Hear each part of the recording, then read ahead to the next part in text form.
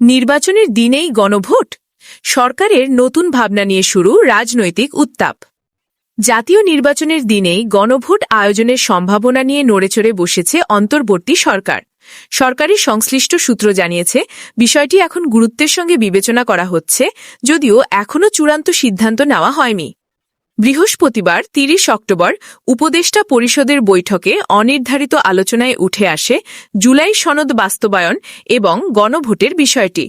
বৈঠকে প্রধান উপদেষ্টা অধ্যাপক মোহাম্মদ ইউনুস উপদেষ্টাদের মতামত জানতে চান। উপস্থিত বেশিরভাগ উপদেষ্টা জাতীয় নির্বাচন ও গণভোট একই দিনে হওয়ার পক্ষে মত দেন। তবে প্রধান উপদেষ্টা কোনো সিদ্ধান্ত না দিয়ে কেবল মতামত শুনেছেন বলে জানা গেছে। এর আগে মঙ্গলবার জাতীয় ঐকমত্য কমিশন সরকারকে তাদের চূড়ান্ত সুপারিশ জমা দেয়। কমিশন জানায়, জুলাই সনদের সংবিধান সংক্রান্ত সংস্কার প্রস্তাবগুলো গেজেট আকারে প্রকাশ করে গণভোটের মাধ্যমে অনুমোদন করতে হবে। গণভোটে প্রস্তাব পাশ হলে নবনির্বাচিত সংসদ ২৭০ দিনের মধ্যে সংবিধান সংস্কার পরিষদ হিসেবে কাজ করবে। তবে গণভোটের তারিখ নির্ধারণের দায়িত্ব সরকারের ওপরই ছেড়ে দিয়েছে কমিশন। এই সুপারিশের পর থেকে শুরু হয়েছে নতুন বিতর্ক।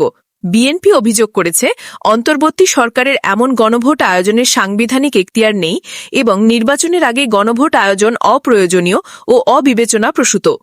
অন্যদিকে জামায়াতে ইসলামী সহ ৮টি রাজনৈতিক দল নভেম্বরের মধ্যে গণভোট সহ ৫ দফা দাবিতে আন্দোলন চালিয়ে যাচ্ছে। জাতীয় নাগরিক পার্টি বা এনসিপি জানিয়েছে, সরকার কিভাবে জুলাই সনদ বাস্তবায়ন করে তা দেখেই তারা পরবর্তী সিদ্ধান্ত নেবে। আইন উপদেষ্টা অধ্যাপক আসিফ নজরুল বলেন, ২৭ দিন ধরে আলোচনার পরেও রাজনৈতিক দলগুলোর মধ্যে যে অনৈক্য দেখা যাচ্ছে তা হতাশাজনক। এখন শুধু বিষয়বস্তু নয়, বিরোধ তৈরি হয়েছে দুটি ইস্যুতে: সংস্কার প্রস্তাব পাশের পদ্ধতি ও গণভোটের সময় নিয়ে। যারা জুলাই গণ অভ্যুত্থানের পক্ষে ছিল তাদের মধ্যেও অবস্থান বিভক্ত হয়ে গেছে। তিনি আরও বলেন, এভাবে যদি সবাই নিজের অবস্থানে অনড় থাকে তাহলে সরকারের পক্ষে সমঝোতার ভিত্তিতে সনদ পাশ করা খুবই কঠিন হবে।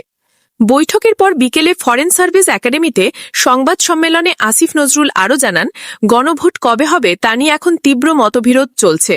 শেষ পর্যন্ত সিদ্ধান্ত নিতে হবে সরকারকেই এবং প্রধান উপদেষ্টাই সেই সিদ্ধান্ত দেবেন। আমরা দ্রুত সিদ্ধান্তে পৌঁছব এবং তাতে অটল থাকব। তিনি জানান, সরকার ফেব্রুয়ারির প্রথম দিকেই জাতীয় সংসদ নির্বাচন আয়োজনের পরিকল্পনা করছে, তবে তার আগে জুলাই সনদ বাস্তবায়নে রাজনৈতিক ঐকমত্য না হলে নির্বাচন ও সংস্কার দুটি ইস্যুই সরকারের জন্য বড় চ্যালেঞ্জ হয়ে দাঁড়াবে। অন্যদিকে পরিবেশ, বন ও জলবায়ু পরিবর্তন বিষয়ক উপদেষ্টা সৈয়দা রিজওয়ানা হাসান বলেন, সরকার জুলাই সনদের প্রস্তাবগুলো বিশ্লেষণ করছে, খুব শীঘ্রই পরবর্তী করণীয় নির্ধারণ করা হবে। রাজনৈতিক বিশ্লেষকদের মতে, নির্বাচন ও গণভোট একসঙ্গে আয়োজনের এই উদ্যোগ সরকারের জন্য যেমন সাহসী পদক্ষেপ হতে পারে, তেমনি এটি রাজনৈতিক সমঝোতার পরীক্ষা হিসেবেও দেখা যেতে পারে।